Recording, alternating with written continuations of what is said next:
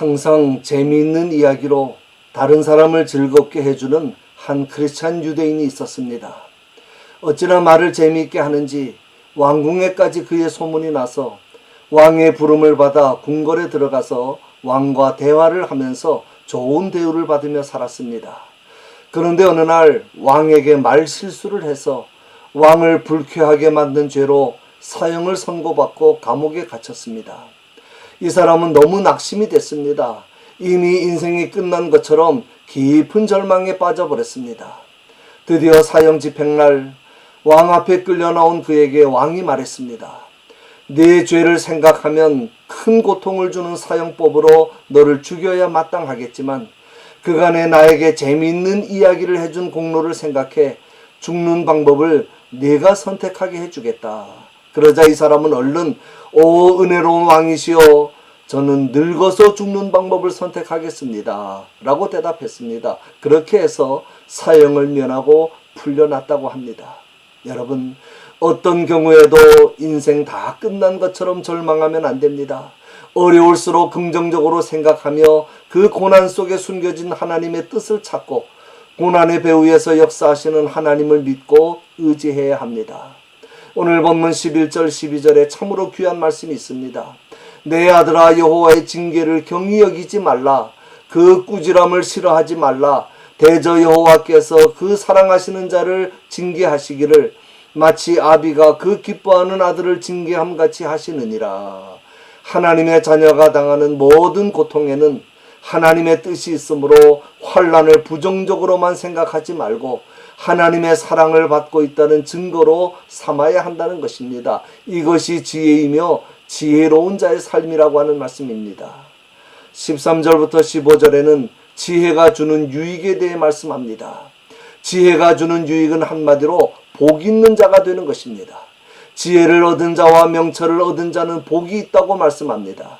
지혜는 자기 자신 안에서 생기는 것도 아니고 세상 누군가로부터 배우는 것도 아니고 하나님으로부터 얻는 것입니다.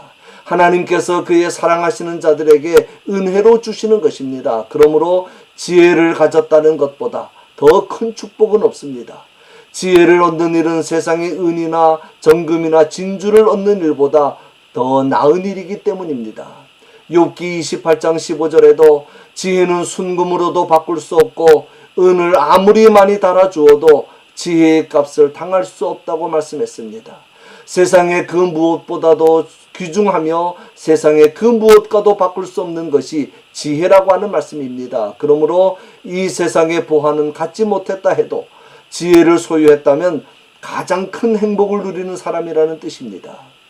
그런데도 사람들은 지혜보다 금은 보화를 더 사랑합니다. 둘 중에 하나를 선택하라고 하면 대부분 금은 보화를 선택합니다. 그것이 벌써 지혜가 없기 때문입니다. 그렇다고 해서 지혜를 가진 사람은 금은 보화를 갖지 못하는 것이 아닙니다.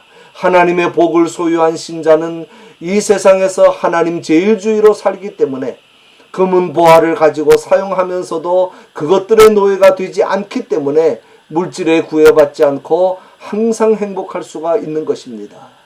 16절부터 20절에는 지혜가 주는 복이 어떤 복인지 구체적으로 몇 가지 말씀합니다. 첫째는 장수의 축복입니다. 16절에 그의 오른손에는 장수가 있고 그랬습니다. 히브리어 원문에는 그가 아니고 그녀입니다. 지혜를 가리킵니다. 히브리어에서 지혜가 여성 명사이기 때문에 그녀라고 표현하는 것입니다.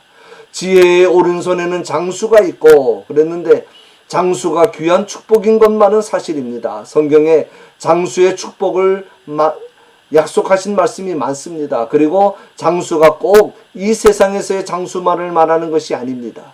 비록 땅에 사는 날은 많지 않아도 하나님의 나라에서 영원히 살 수 있는 영생의 축복까지 포함하는 것입니다. 지혜가 이 복을 준다는 말씀입니다. 둘째는 부귀의 축복입니다. 역시 16절에 그의 왼손에는 부귀가 있나니 그랬습니다. 히브리어 원문에는 그녀의 왼손에는 부와 명예가 있나니 라고 되어 있습니다.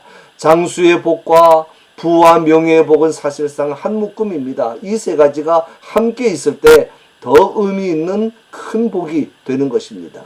셋째는 즐거움과 평강의 축복입니다. 17절에 그 길은 즐거운 길이요 그의 지름길은 다 평강이니라 그랬습니다. 히브리어 원문대로 번역하면 지혜의 길들은 즐거운 길이요 지혜의 모든 행로는 화평이니라 라고 되어 있습니다. 이 복 또한 사람이 살아가는 데 있어서 꼭 받아야 할 중요한 복입니다. 지혜로운 자가 살아가는 길은 항상 밝고 즐겁고 화평이 있습니다. 반면에 어리석은 자의 삶 속에는 원망과 불평이 충만하기 때문에 그가 살아가는 길은 항상 어둡고 우울하고 분쟁이 일어나는 것입니다. 넷째는 생명나무의 축복입니다. 18절에 지혜는 그 얻은 자에게 생명나무라 지혜를 가진 자는 복되도다 라고 말씀합니다. 얻은 자라는 말은 붙잡은 자라는 뜻입니다. 지혜는 지혜를 붙잡은 자에게 생명나무가 된다는 말씀입니다. 창세기 3장에 보면 인간의 시조가 하나님께서 금하신 선악과를 따먹고 에덴 동산에서 쫓겨날 때 하나님께서 그룹들과 두루 도는 불칼을 두어 생명나무의 길을 지키게 하셨다고 했습니다.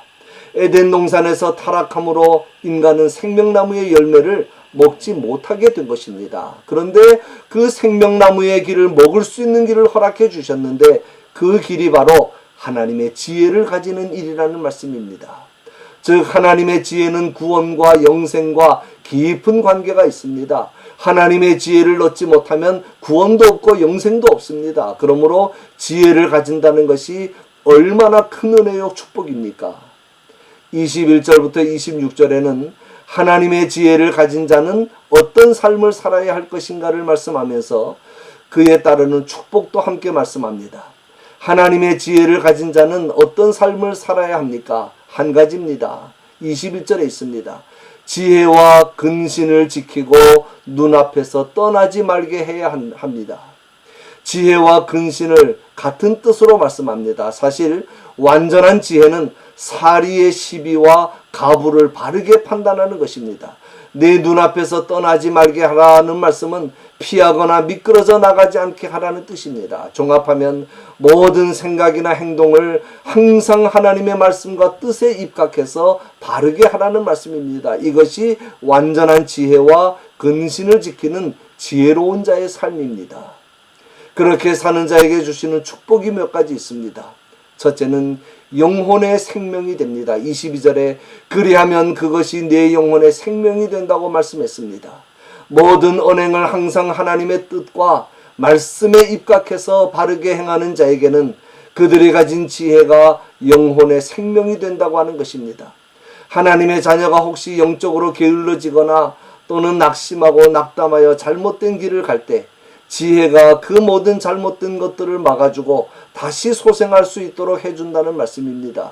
다시 말하면 지혜가 생명을 지켜 바른 길로 가게 해줄 뿐 아니라 영혼의 날을 길게 해준다고 하는 것입니다. 둘째는 목의 은혜가 됩니다. 역시 22절에 내 목에 장식이 된다 그랬는데 장식이 원문에는 은혜입니다. 영어 성경에도 그레이스라고 번역했습니다. 내 목에 은혜가 되리니 라는 말은 완전한 지혜와 근신을 가진 자는 고상한 인격을 하나님의 은혜로 아름답게 장식해 주신다는 뜻입니다. 셋째는 모든 환경에 평안을 누릴 것입니다. 23절에 내가 네 길을 평안히 행하겠고 네 발이 거치지 않겠으며 라고 했는데 평안이라는 말은 염려가 없이 안전하게 라는 뜻이고 거치지 아니한다는 말은 걸려 넘어지지 않는다는 뜻입니다. 완전한 지혜와 근신을 지키는 자는 인생길을 염려 없이 안전하게 행할 것이고 그 발이 환난이나 악인들이 숨겨놓은 장애물에 걸려 넘어지는 일이 없을 것입니다. 지혜가 우리를 죄의 유혹으로부터 안전하게 보호해주고 우리의 인생길을 평안한 삶으로 인도해준다고 하는 말씀입니다. 넷째는 밤의 휴식에서 편안한 잠을 줄 것입니다. 24절에 네가 누울 때 두려워하지 아니하겠고 네가 누운즉 네 잠이 달리로다 라고 말씀했습니다. 염려나 근심이 있거나 생각이 많으면 밤에 잠이 오지 않습니다. 시편 127편 2절에 여호와께서 그의 사랑하시는 자에게는 잠을 주시는 도다 라고 말씀했습니다. 밤에 잠을 잘 자는 것이 참 큰 축복입니다. 오래 자는 것보다 짧은 시간이라도 단잠을 자야 합니다. 지혜를 가지는 것 또한 큰 복이기 때문에 지혜를 가진 자는 불안과 두려움으로 인하여 뜬 눈으로 밤을 새우는 일이 없이 언제나 단잠을 자게 될 것이라고 하는 말씀입니다. 다섯째는 갑작스러운 환난에도 안전하게 보호해 주십니다. 25절에 너는 갑작스러운 두려움도 악인에게 닥치는 멸망도 두려워하지 말라. 대저 여호와는 네가 의지할 이시니라. 네 발을 지켜 걸리지 않게 하실 것이라고 말씀했습니다.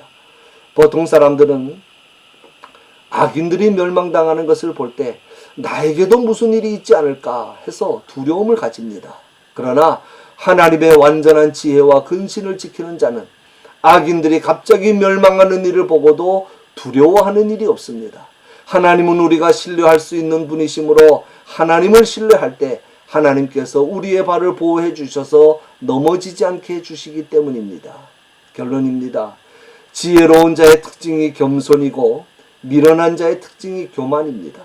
지혜로운 자의 영광은 기업이 되지만 미련한 자의 영광은 수치가 될 것입니다. 요즘도 TV에서 보면 공부 잘해서 높은 신분을 가지고 있던 사람들이 하루아침에 수치와 조롱거리가 되는 것을 봅니다. 세상 공부는 많이 하고 잘해서 똑똑한데 지혜가 없기 때문입니다. 그래서 지혜 없는 자의 성공은 복이 아니고 오히려 저주가 되는 것입니다. 하나님의 지혜와 근신이 눈앞에서 떠나지 않게 하시기 바랍니다. 하나님의 지혜가 나를 주장하도록 하시기 바랍니다. 그리함으로 영광을 기업으로 받으시는 저와 여러분이 다 되시기를 주님의 이름으로 간절히 축원합니다.